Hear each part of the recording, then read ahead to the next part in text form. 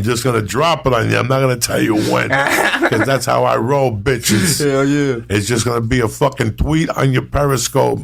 And Yoel Romero will be here. And the next day he's doing Rogan's podcast. That's crazy.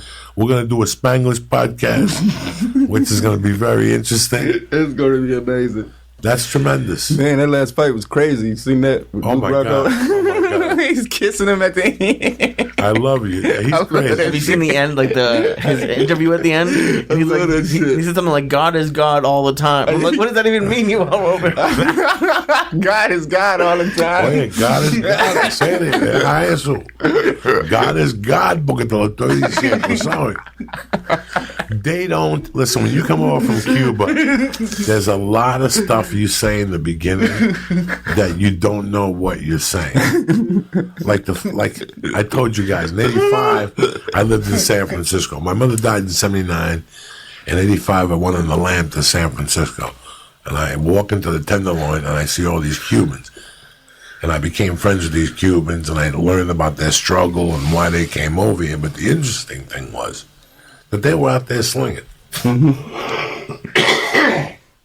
And the one guy, this is exactly what he would say, okay? When people went by, like white people, he would look at them and go, "Oh yeah, marijuana for Sally."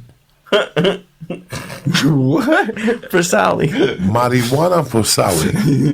I get it. And people would look at him and go, and one day I finally said, "Wait, man, what are you saying to these people?" And he would go, "Marijuana for Sally." And I go, "What's Sally?" And he go, and he spelled it for me, sale. Mm-hmm. But in Spanish, it's Sally. Yeah. So he kept saying, "Marijuana for Sally." It's not for Sally, it's for sale. You fuck. Yeah. That's crazy. This guy went for years with that pronunciation. They didn't really fucking know. And I knew that growing up, how Cubans turn shit around with their words. Okay. In a funny way when they try to speak English. That's no mine. That's no mine. That's no mine. That's no mine. They do talk funny though.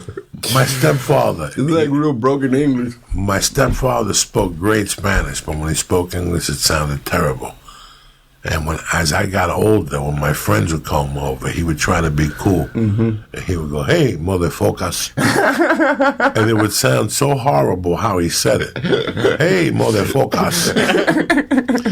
Come on, Dad. My mother knew that.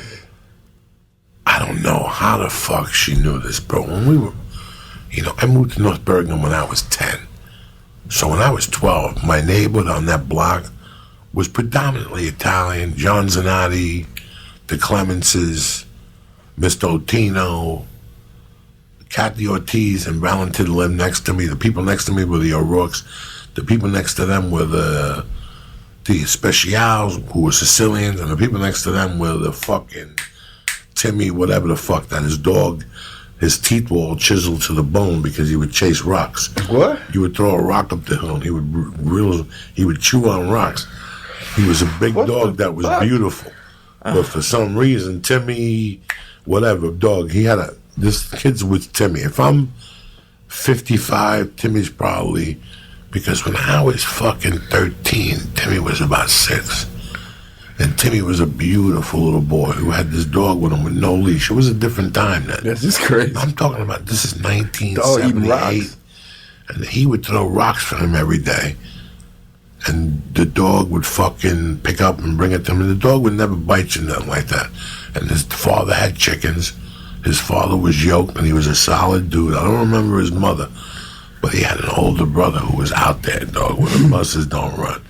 At the time we were kids, right? And he was tough to boot. He turned out to become a heroin dude. I don't even know where he is. I think he died.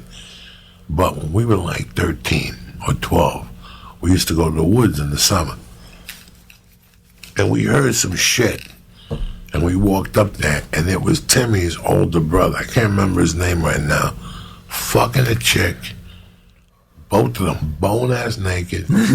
Out in the open with a blanket in the hole. Like they dug a hole to try to go under the hole. What the fuck? That's where I got the idea for the time when I took that chick home. And she let me finger her. And then she told me she was going to let me fuck her and shit. And the next night it snowed, and I built a little fucking glue. That's who I stole the idea from. from Timmy, whatever his fucking name was, his brother. Because his brother dug like a trench where you couldn't see him. Like he was a paratrooper hiding from airplanes and shit. There was a soccer field up there. So it was like this, slanted.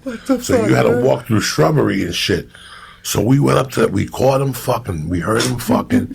And we walked up to the top, right? We were kids, bro. This is the first. And she had a hairy pussy. Her name was Angel, and she had a sister. There were two sisters that didn't go to my school. They went to a school called Franklin School.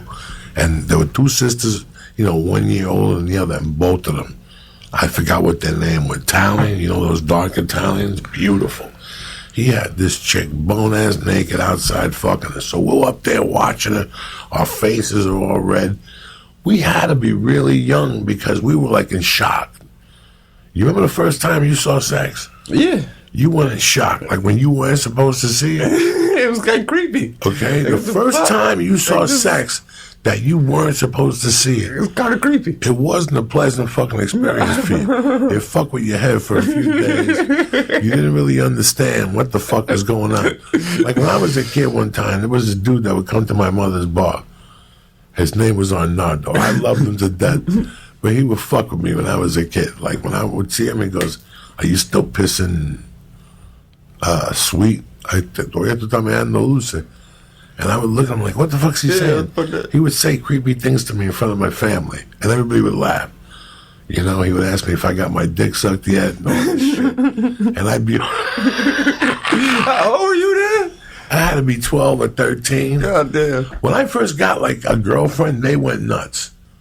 The people around me went nuts. They tormented me. Every time I went to my mother's bar, she's sucking your dick. What are you doing? She's sucking a little pussy. Oh, shit. What's it taste like? And that's crazy. When you're like 8 years old? No, I wasn't 8. I was about 12. In the 6th grade. No, I met that girl, the one I got left back over in the 7th grade. Dog, I started dry humping her. She told me she's going to give me a slice.